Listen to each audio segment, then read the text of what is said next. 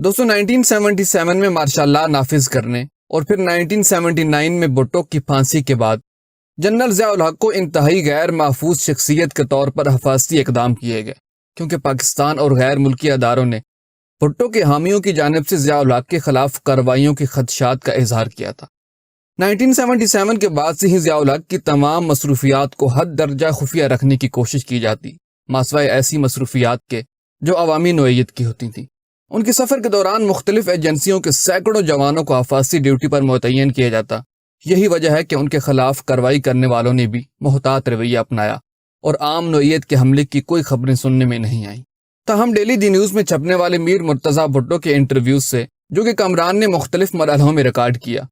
اس بات کا پہلی دفعہ انکشاف ہوا کہ میر مرتضیٰ بھٹو کی دہشت گرد تنظیم الذوالفقار نے 2 دفعہ ضیاء الحق کو قتل کرنے کا پروگرام بنایا تھا۔ اس منصوبے میں جدید ہتھیار اور میزائل استعمال کیے جانے تھے، گو کہ میر مرتضیٰ بھٹو نے اپنے انٹرویو میں ان تاریخوں کے بارے میں کچھ نہیں بتایا جب ضیاء الحق کے طیارے کو اڑانے کا منصوبہ تھا۔ تاہم میر کے مطابق پہلی دفعہ جب انہوں نے اپنے اس منصوبے پر عمل کرنے کا پروگرام بنایا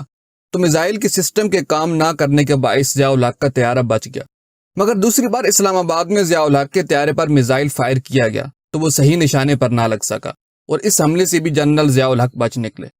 اس انٹرویو میں میر مرتضیٰ بھٹو نے اقرار کیا کہ وہ جنرل ضیاء کو قتل کرنا چاہتے تھے، مگر سانحہ بہاولپور جس میں ضیاء الحق اپنے ساتھی جنرلوں اور امریکی سفیر سمیت ہلاک ہوئے، اس میں ملوث ہونے کی تردید کی ہے۔ دوستو، بقول میر مرتضیٰ بھٹو کے پاکستانی ایجنسیاں جانتی ہیں کہ میں اس میں ملوث نہیں، کیونکہ پاکستانی خفیہ اداروں کو پتہ ہے کہ سانحہ بہاولپور کے پیچھے کن افراد کا ہاتھ ہے۔ دوستو، اگر آپ کو ہماری یہ ویڈیو پسند آئی تو پلیز اس کو لائک اور اس طرح کی مزید انفارمیٹیو ویڈیوز دیکھنے کے لیے ہمارا چینل سبسکرائب کر دیں۔ جزاک اللہ۔